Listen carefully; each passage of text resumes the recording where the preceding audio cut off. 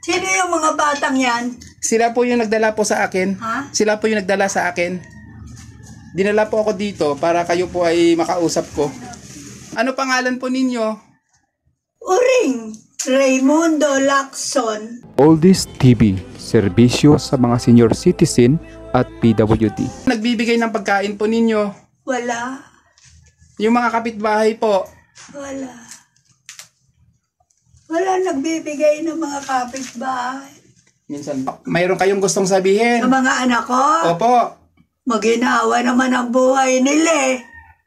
Kaya hindi ko kailangan na kung ano man ang masabihin ko sa kanila.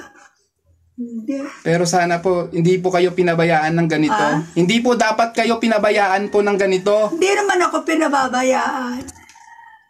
Napapadalhan po kayo ng pera. Pera po. Hindi. Wala. Kasi po, yung anak po na hindi nagbabaya po, Ha? yung anak po na hindi po nagpapabaya, kayo po ay sa pupuntahan, bibisitahan po, at bibigyan po kayo ng makakain. Yun po yung anak po natin na Wala ano. naman nagbibigay sa akin ng makakain. Kahit ng mga anak nyo po. Kahit mga anak ko dahil malayo sila. Sa Baguio sila. Ay, ito na po yung pagkakataon na kayo po ay magmensahe po sa kanila para mapanood po kayo. Ano po ang mensahe po ninyo sa inyong mga anak? Yun ang gusto ko, yung ako suportahan. Yun ang gusto ko. Kahit hindi man kayo magpunta ng Baguio, mapapadalhan po kayo dito ng makakain. Yun, oo. Ayun, si nanay po ay Yun ang gusto ko. Miski hindi ako makarating ng Baguio, dito lang ako. May nagsusuporta naman sa akin dito. Lalong-lalo na po sana yung anak po ninyo, di ba po nanay? Ha? Lalong-lalo na po yung inyong anak po sana. Oo. Si nanay, nay, kayo po ay napunta dito. Tama-tama po, nandito po kayo sa bahay ni nanay. Ang ganda po ng bahay ni nanay, no? Sementado po siya. Tapos yung kanya po ito, rights po ito. Sa kapatid niya. Yung rights Pero ang bahay niya talaga nasa Ugong. sa Ugong, Pasig. So parang nakikitira lang pa din siya dito. Dito siya pinatira ng kapatid niya kasi pinabayaan na nga. Ayan na kasi. Parang gano'n na yun. Parang dito na. Pero wala naman po siya diferensya sa isip. Kasi dati, wala siyang diferensya sa pag-iisip. Hindi nung nakaraang linggo lang.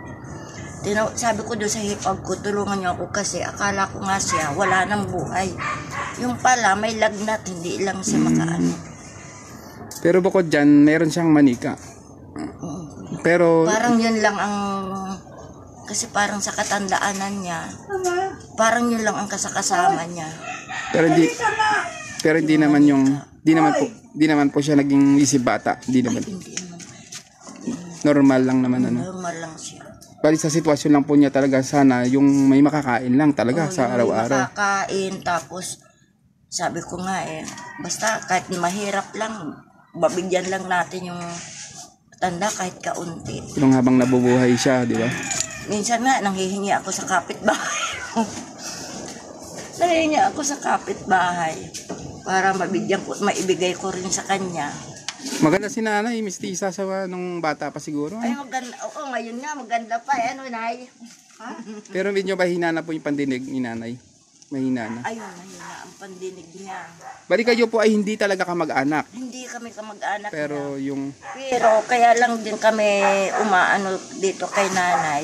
Yung isang kapatid niya na si Aling Tuyang, malapit sa amin. Pag umaakyat siya rito, dinadalahan niya ako ng grocery, kung anong pagkain Wala ng mga namang anak ko. nagsusuporta sa akin Ganun. dito. Ayun sana ang gusto ko sanang puntahan doon. bali ngayon po ay ano, ito nga Kung pwede, tulungan mo ako. Ito nga, sabi ko, papaliguan kita, Nay. oo. Kaya Kaya lang, kung po pwede, tulungan wala mo siyang ako. damit na malinis, manghihingi pa rin ako. Pwede naman natin siya magbigyan ng mga damit kung ano pa man.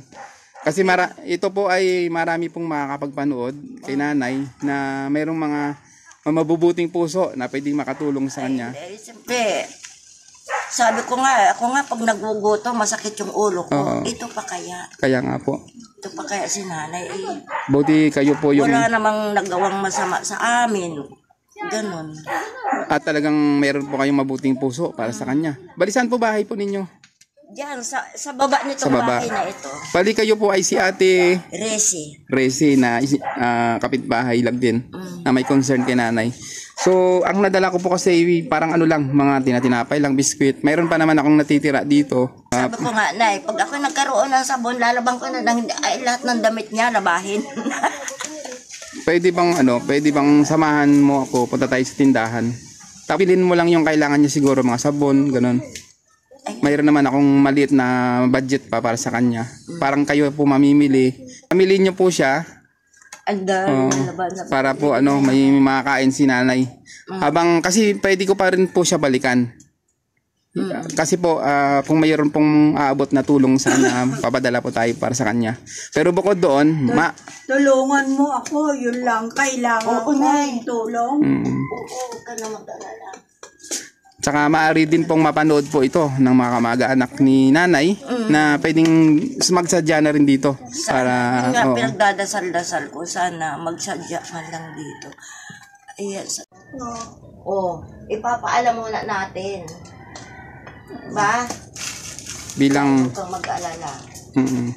Ganyan may nag-ano na sa iyo. Ito nga po si nanay na isang kailangan din ng tulong dahil ng yung meron lang po siya makakain sa pang-araw-araw, malaking bagay na din po yon. Kaya sa mga nakakaluwag po na gustong makatulong po kay nanay, simple lang naman po ang kailangan niya na meron lang pong makain sa pang-araw. Bali ano po ito, nakikitira lang, nakikitira lang po siya dito sa lugar nito. Kailan mo ako babalikan? Sa mas madaling panahon. Kasi naalala ko rin yung nanay ko. Tingnan mo itsura ko. Kasi kung nanay ko ito, ayoko rin pabayaan siya. Kasi pat habang nabubuhay pa yung mga magulang natin tulad po nito ni nanay, inaalagaan dapat natin ito. Dapat may nag-aalaga dito. Kung ito lang ay naging kamag-anak ko o naging tiyan ko, malamang ko hindi ko ito pababayaan. Sasamahan ko pa dito. Ako nag-iisa lang dito kung matulog sa gabi. Nag-iisa. Tulad nga po nito, wala naman sakit si nanay, no? Wala. Kasi Ayun nga lang, nilagnat nga lang nung nakaraang linggo. Bali yun, mga labahan ni nanay, hindi siya talaga makapaglaba at papalit-palit na lang din niya kahit suot na, babalik na lang siguro, no? Parang gano'n. Gano'n na nga. Ano na lang niya. Ipapalit na lang. At saka medyo may amoy na nga. Pero ibig sabihin kayo po ay gusto mag-volunteer na pwede nyo siyang ipaglaba na kahit ilang piraso lang para may pamalit. Kahit mga 5 piraso, mga ganun na lang muna. Para kahit paano may mahisot siya na walang amoy na damit. Saka hindi naman ako nandidiri sa mga ganyan gaya sabi nila. Huwag daw ako lumapit dito kasi baka bakit? Wala naman sakit na nakakahawa. Saka hindi naman mananakit si Lola. Ang bait yan. Hindi yan nananakit. Okay. Ng sabon si nanay para maipaglaba mo muna din. Pero paano yan? Hindi kita mababayaran sa paglalaba. Si ate po ay napakabuti pong tao dito sa lugar po ng Bibet. At sasamahan nga po ako niya para magpunta muna kami sa tindahan. Tulungan mo ako. Pupunta kami dito sa tindahan para mabili siya ng pwedeng magamit. Dito na pala sa tindahan. Sa tindahan ni Ate Alma. Sabon. Bumili ng sabon para mailabas si nanay kasi yung kanyang mga damit ay medyo maamoy. Yan, ito po tindahan ni Ate Alma, no? Sigurado may discount tayo dyan. Joke lang po. Yan si Ate. Ate, pangalan mo nga ate uli? Resi. Dito sa Bibet. Sa Bibet. Ate, meron po tayong pansamantala po ibigay ko.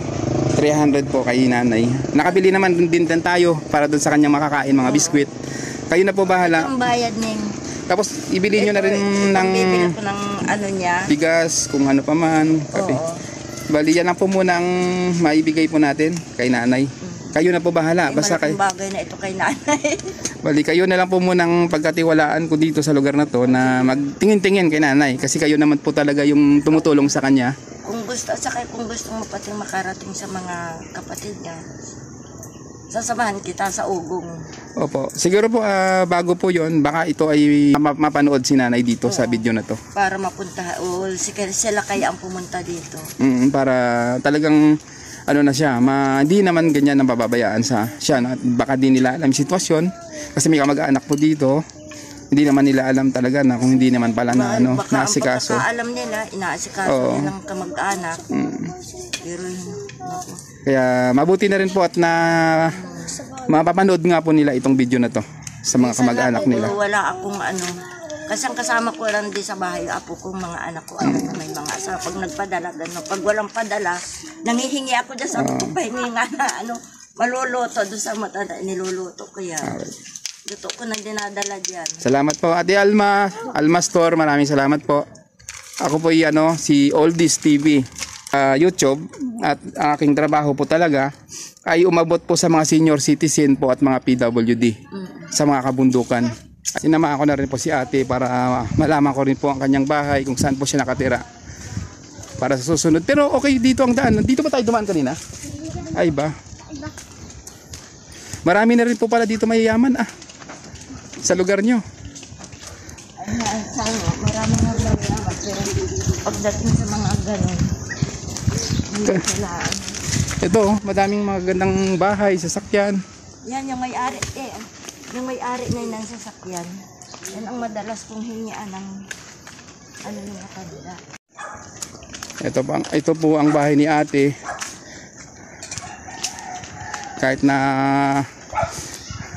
medyo sulok din po ito, yung bahay. Yung asawa nyo po? Ay wala na. Wala po kayong asawa pero may mga anak po kayo? Oo, mga anak ko, may mga kanya-kanya na rin ang asawa lahat. Tapos solo lang po kayo dito? Oo, yung isang apo ko lang na ganito kalaki, ay ganyang kalaki ang kasama ko.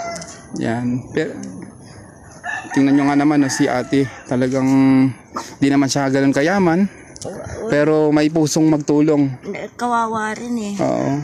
Kasi minsan sabi ko nga, ako nga pag nakakaramdam ng gutom masakit sa ulo, ayun pa kayang ganun matanda na. Tsaka sa mga hindi rin nakakaalam po dito talaga sa lugar na ito sa Bibit, Sitio Bibit, sakop ng Antipolo. Marami naman po ditong medyo baka meron naman pong nakakaluwag sa buhay, ay maaari po kayong kontakin o lapitan na mga taga rito po, at sana magpaabot din po sila ng mga pwedeng makain ni nanay. Pwede bang direkta na po sa inyo iabot nila nung dito po, mga kapitbahay po ninyo, kung sakali po mapanood po ito? Oo, pwede rin. Sa inyo na po ibigay para kung maipagluto nyo. Kasi kilala kami dito. Ayun po, kasi para naman habang kayo naman po ay nagpapaano kay nanay, pagka mayroong mga nakakaluwag po, idiretso na lang po sa inyo at kayo na po magpapakain kay nanay sa mga ibibigay po nila dito sa mga mga kasama dito sa Bibit. Okay po? Okay lang. Maraming salamat po dito sa Bibit na mga nakatira dito. Kayo po ay tumulong sa mga nakakatanda, ay kayo naman po ay pagpapalain ni Lord lalo ang inyong mga buhay. Kasi wala naman na din akong iniintinding anak na maliit, apong maliit, wala. Ganito kalaki yung apo ko kasama. Nanay, maraming salamat po na Salamat din at napala kayo sa matanda. Please support. Let me walk upon